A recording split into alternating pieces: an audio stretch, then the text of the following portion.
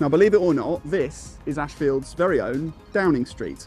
And you might have heard of places like Ashfield sometimes referred to as the Red Wall because of that traditionally high Labour vote. But this isn't just about the distant past, because Red Wall voters played a key role at the last general election, and whatever they decide to do next, it could determine who ends up in the other Downing Street this time as well.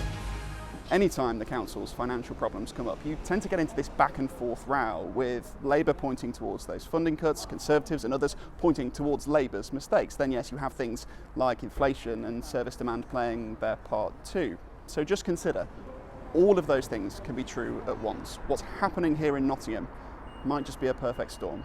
Whether I've got everything right or wrong, others will judge. But I've been committed to the city that I've lived in for 40 years. Can you honestly say you think that you're leaving Nottingham in a better place than when you started? No, I don't think I can. Well, a very honest interview, Hugh. Whoever takes over from him, the government's intervening in council business though, isn't it? Yeah, we're really seeing the past, present and future of the council all in one go here. Commissioners, as we mentioned, were appointed last month, and that in itself is a sign that things have gone wrong. Now, they have the power to overrule certain decisions, but they don't necessarily need to use those powers. But today is the first opportunity we've had to speak to the lead commissioner on camera. He's been involved in interventions at other councils, so I started out by asking how Nottingham compares. The challenges here are considerable. The financial challenges facing this authority are considerable. Let me ask you very bluntly, do you care about what happens to Nottingham, or is it just a case of balancing the books? Well, I hope I've given you some sense that balancing the books is hugely important. The City Ground packed to the rafters. Last night's match, like so many this season, was a sellout. Not surprising then that the club wants to expand capacity. But here's the problem. The land the stadium sits on is owned by the City Council, and they lease it to Forest. The club have found themselves asking, well, why would we pump millions and millions of pounds into this redevelopment when that lease currently comes to an end in about 30 years' time? So they've asked if they can extend it. The council have said that is possible, but they want to up the rent they charge the club from around £250,000 a year to nearer £1 million. The talks have ended without agreement, and today the club's chairman told me they're now having to look at other options.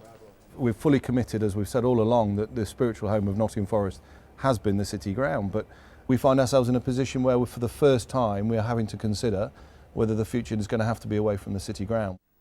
For years, if you saw the inside of this building, it might have been because you were in trouble.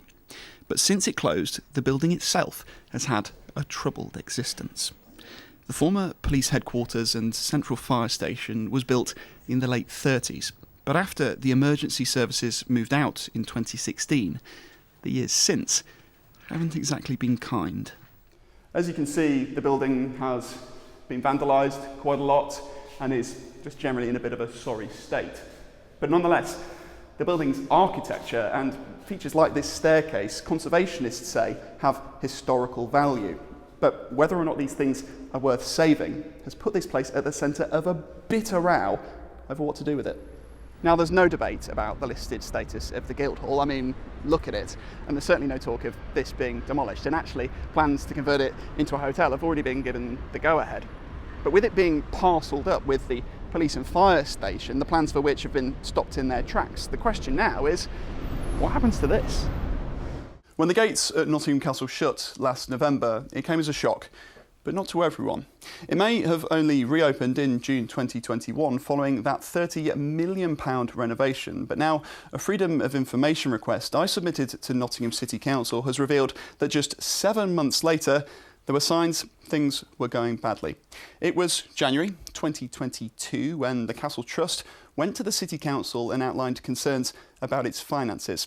In the months that followed, the council says it tried to stabilise the Trust's trading position, providing loans and allowing deferred payments. It wasn't enough. In September, the Trust issued a formal notice of financial distress. It came up with a business recovery plan submitted in October, asking, among other things, for a further loan of £500,000. The council refused, and 4 weeks later, the council shut its doors.